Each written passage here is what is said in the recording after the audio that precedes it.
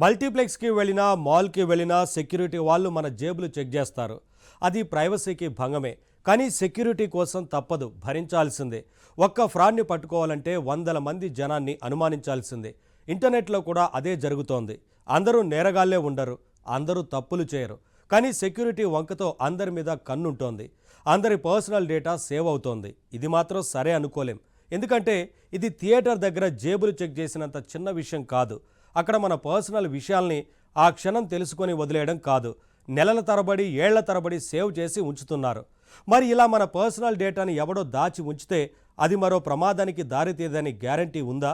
అందుకే లాగ్స్ లేని VPN సర్వీస్ని వాడడం మంచిది. మరి ఇండియాలో ఆ అవకాశం లేకపోతే ఇంటర్నేషనల్ సర్వీసులైనా ఆశ్రయించే అవకాశం ఉంది. అది తప్పేమీ కాదు. వ్యక్తిగత ప్రైవసీ కంటే విలువైనదేదీ లేదు. మరి ఇండియన్ బేస్డ్ VPN సంస్థలు మన డేటాని సేవ్ చేస్తున్న ఈ సందర్భంలో ప్రైవసీ పొందాలంటే మనం ఏం చేయగలుగుతాం? వేరే మార్గం ఏముంది? అదే తెలుసుకుందాం.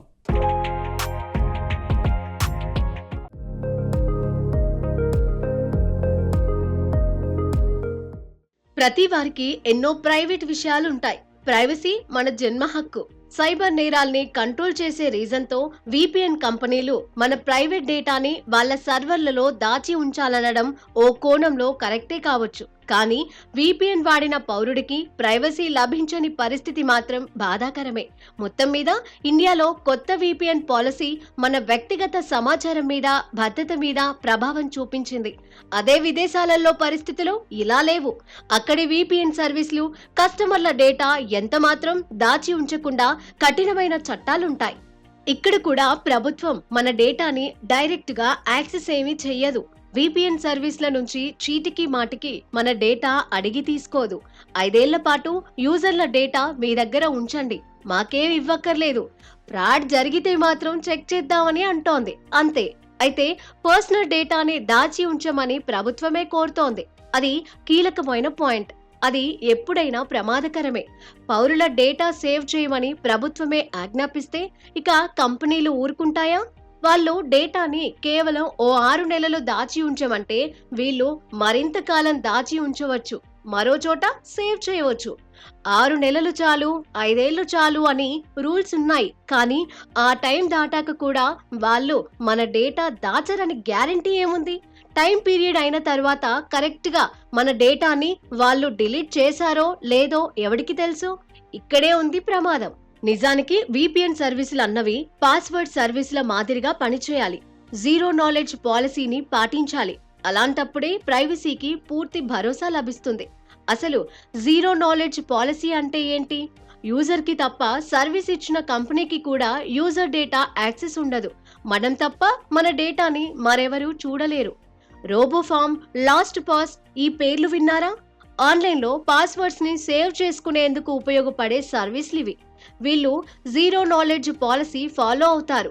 అంతేకాదు, తమ దగ్గరున్న మన డేటాని కూడా జీరో నాలెడ్జ్ ఎన్క్రిప్షన్ విధానంలో భద్రపరుస్తారు. అంటే యూజర్ డేటాను యూజర్ తప్ప సర్వీస్ అందించిన ప్రొవైడర్ కూడా తెలుసుకోలేడు, డీక్రిప్ట్ కూడా చేయలేడు.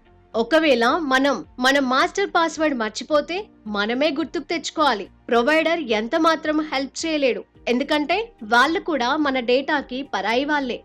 రోబోఫార్మ్, లాస్ట్ పాస్ మాత్రమే కాదు, bit warden, 1Password, proton mail ఇవన్నీ కూడా ఇంతే. యూజర్ డేటాని యూజర్ తప్ప సర్వీస్ ప్రొవైడర్ కూడా తెలుసుకోలేడు. అది అక్కడ ప్రైవసీకి లభిస్తున్న విలువ. కానీ ఇప్పుడు ఇండియాలో VPN సర్వీసుల్లో మన డేటాకి ఇంతటి గట్టి సెక్యూరిటీ లభించడం లేదన్నదే బాధ. తన పర్సనల్ ప్రైవసీని కాపాడుకోవడం పౌరుడికి ఉండే ప్రాథమిక హక్కు. VPN లాంటి సర్వీసుల ద్వారా వ్యక్తిగత ప్రైవసీని కాపాడుకోవచ్చు. కానీ కొన్ని సర్వీసుల్లో ఆ భద్రత లభించడం లేదు. మరేం చేయాలి? ఏ VPN సర్వీసుల మీద ఆధారపడాలి? అదే తెలుసుకుందాం. ప్రస్తుతం కొన్ని VPN కంపెనీలు వర్చువల్ ఇండియా సర్వర్ల ద్వారా సేవలు ఇస్తున్నారు. వర్చువల్ ఇండియా సర్వర్లు అంటే ఏంటి? యూజర్ల డేటా దాచి ఉంచాలనే నియామకానికి లోబడి పనిచేయకుండా ఉండేందుకు కొన్ని ప్రముఖ VPN కంపెనీలు భారతీయ IP అడ్రస్సుల్ని అందించేందుకు వేరే మార్గాలు ఎంచుకుంటున్నాయి. ఈ కంపెనీల సర్వర్లు భారతదేశంలో ఉండవు. అయినప్పటికీ భారతదేశంలోని యూజర్లకు ఇండియన్ IP అడ్రస్ అందించే విధంగా ఇవి పనిచేస్తాయి. దీనినే వర్చువల్ ఇండియా సర్వర్ అంటారు. ఫర్ ఎగ్జాంపుల్, ఈ కంపెనీల తాలూకు సర్వర్లు నిజానికి భారతదేశానికి బయట అంటే సింగపూర్, యూకే, నెదర్లాండ్స్ వంటి దేశాల్లో ఉంటాయి. కానీ ఆ సర్వర్ మీద ఇండియన్ ఐపీ అడ్రస్ ని మాస్క్ చేసి అందిస్తారు. ఈ ఐపీ మాస్కింగ్ వల్ల యూజర్ ఇండియాలో ఉన్నాడనిపించే విధంగా ఐపీ అడ్రస్ కనిపిస్తుంది. ఈ విధానం వల్ల లాభం ఏంటి అంటే, ప్రభుత్వ నిర్బంధానికి లోబడకుండానే ఇండియన్స్ కి సర్వీస్ ఇవ్వగలుగుతున్నారు. యూజర్ల డేటా దాచి ఉంచకుండా యూజర్ల ప్రైవసీని కాపాడగలుగుతారు.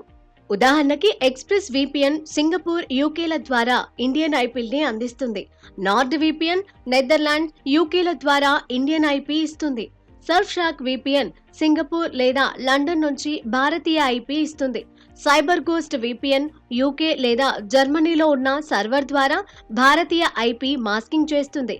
ఇలాగే ప్యూర్ విపిఎన్ యుఏఈ, హాంకాంగ్ నుండి ఇండియన్ ఐపీ అడ్రస్ అందిస్తుంది. నిజానికి వీళ్ళ సర్వర్లేవి ఇప్పుడు భారతదేశంలో లేవు, కానీ వాటిని ఉపయోగించినప్పుడు మీరు ఇండియాలో ఉన్నట్టు అనిపిస్తుంది. వర్చువల్ ఇండియా సర్వర్లు ఉపయోగించడం మంచిదేనా అంటే, ప్రైవసీ కోసం తప్పనిసరి అవుతోంది. మన డేటాని థర్డ్ పార్టీల నుంచి కాపాడుకోవాలంటే ఇదో మార్గం.